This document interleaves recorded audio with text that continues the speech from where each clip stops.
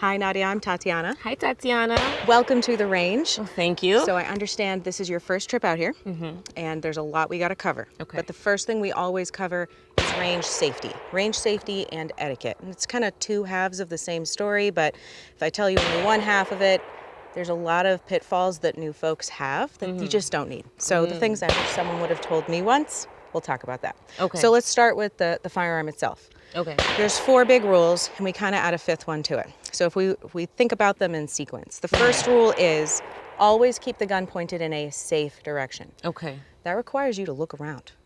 And if we're at the range right now and downrange is that way, it might look like a big mountain of dirt.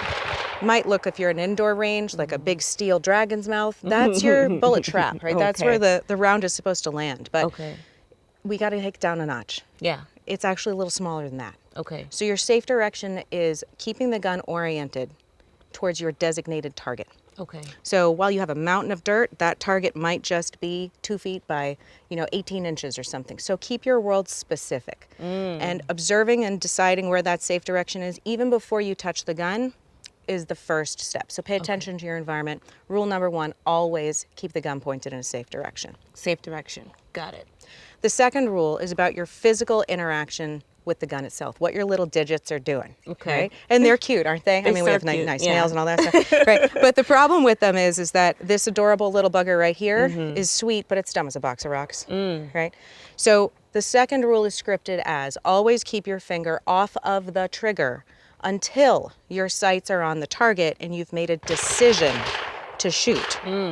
So, because our bodies naturally grasp and clasp like this, and we normally pick things up with these 3 fingers, your thumb, your pointer, and your middle finger, many new people approach the firearm and they claw it into their hands, allowing this little finger to act as part of a hole, which naturally puts it inside the trigger guard.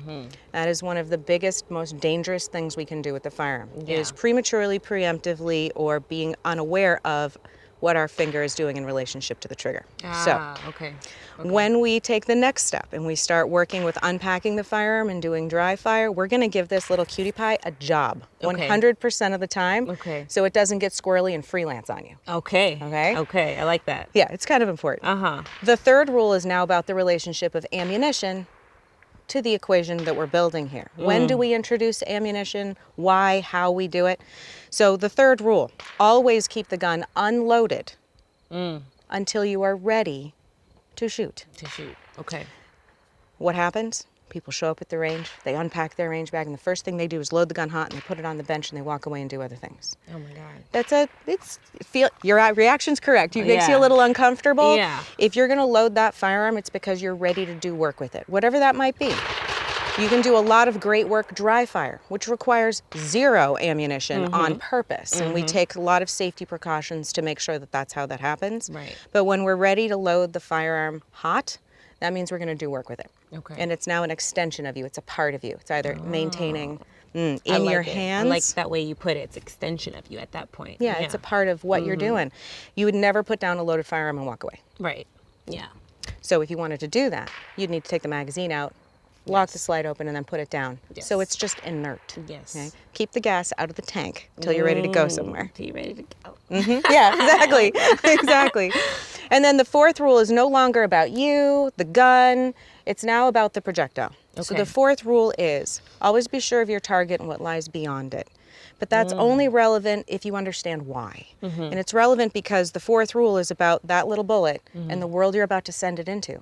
And everything it could touch in that line of travel between you and being absorbed by that backstop or berm or bullet trap. So you have to also close the loop on situational awareness and be very mindful of what's going on between you and your target, beyond your target, to the left and to the right of the target, because we don't want to create an unsafe environment. Right. And it's not always a foregone conclusion that it's going to be safe at the range when you think you're ready to shoot. The world can change. Things can change and shift. So always keep the gun pointed in a safe direction. Safe direction. Always keep your finger off the trigger. Yeah, keep this little guy in check. Exactly. Always keep the gun unloaded until you are ready to shoot the gun. Yep. And always be sure of your target and what lies beyond it and around it in its environment. Okay. Those are the 4 big ones. Got it. Easy enough. The 5th rule, This is a bigger piece because you are now a gun person. So you're going to have a firearm that you're going to bring home with you. You're going to travel to the range with you. The fifth rule is about kind of your chain of custody and your personal life habits with the gun. Always keep your firearm and ammunition stored separately and secured from unauthorized people. It needs to be inaccessible by unauthorized people. Now, I'm not talking about your concealed carry firearm. I'm talking about your range plinking guns. And until you're ready to take that next evolutionary step of keeping a loaded firearm as part of your daily lifestyle, when you're in the learning process, you have your firearm that is stored separately and locked up separately from your ammunition. I was going to ask that. So what's the reasoning for that? Good question. I have little kids. Ah, yes. So little kids are the low-hanging fruit. That's the easy one everybody understands. We don't want the littles to stumble upon part A and have easy access to part B, put them together, and things go boom. We cannot enable that or facilitate that. Right. Very, very scary stuff. Yeah. But beyond that, everybody thinks, well, my kids would never do that. But good kids can make bad choices. And as a parent, I will go out of my way to make sure I don't enable that life learning lesson. Yes. In addition to that, older kids' curiosity, right? House guests that just don't know. Yeah. Someone who assumes they know more than they probably do. Right. And want to show you what they think they know. I know a couple people like that. I think we all do. We all do. We don't want to help them. Right. And then there's just theft. Break-ins, whatever. You just don't want to make it easy. Right. So it just literally separates part A from part B. You can sleep soundly at night knowing that they can't sprout legs and, That makes so much sense. create a problem, safety problem. So those are the big 5. Okay.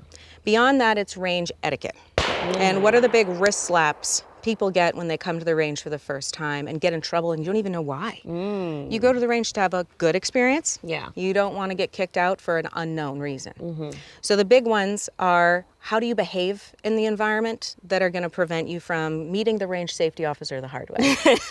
The hard way, right. They're always very well intentioned, but they look like they're judging you because they are. Yeah. It's their job. Yeah. They've got to definitely. keep the venue and you and everyone else safe. So all in all, there are 5 big rules. How you act in the environment is the next step. Okay. Putting it all together, you've got to take that first bite, which is firearm safety. I think, do you have any questions? No, I'm just ready to hear more. I know, it's got a lot of good stuff in it. Yeah. Excellent.